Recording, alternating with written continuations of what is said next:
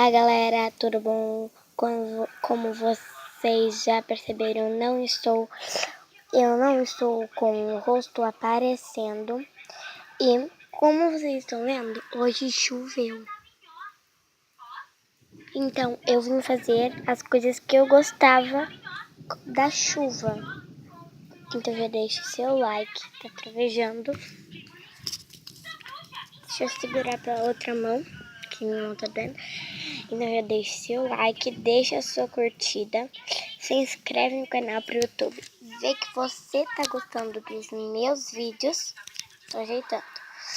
E ative o sininho das notificações para o YouTube te mandar todos os meus vídeos novos. Então, bora ver o vídeo. E se vocês ainda não viram o vídeo, pesquisa 6 coisas ou 3. 6 coisas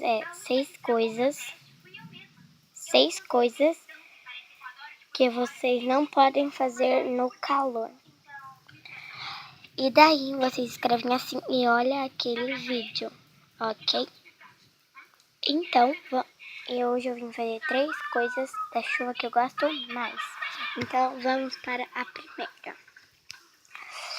Olha, a chuva é bom porque tava bem abafado e tinha um monte de poeira. Agora o meu outro braço tá cansando, gente.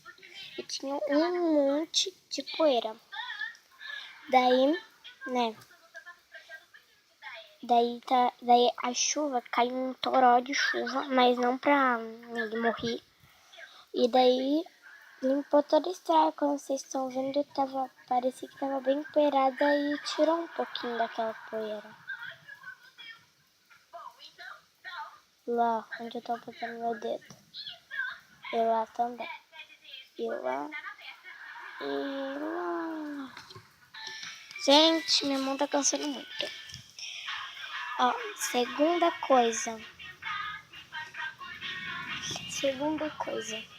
como eu já disse, é que daí é bem bom, porque daí já rega as plantas e se ficar muito tempo, muito tempo, as plantinhas vão morrendo. E daí tem umas que precisam de água para florescer. E daí as plantas que precisavam já ergueram. E já estão bem saudáveis, firmes e fortes.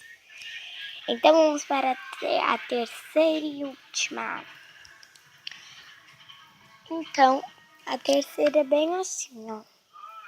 Porque essa é a que eu não gosto. Porque quando a minha piscina tá cheia, entra um monte de bichinho. Eu vou focar pra vocês. Ai. Ó, vocês devem estar vendo. Ah, mas não tem nada. E vocês vão ver por cima, ó. Vocês estão vendo que tem algumas folhas e essas coisas. Então é disso que eu não gosto.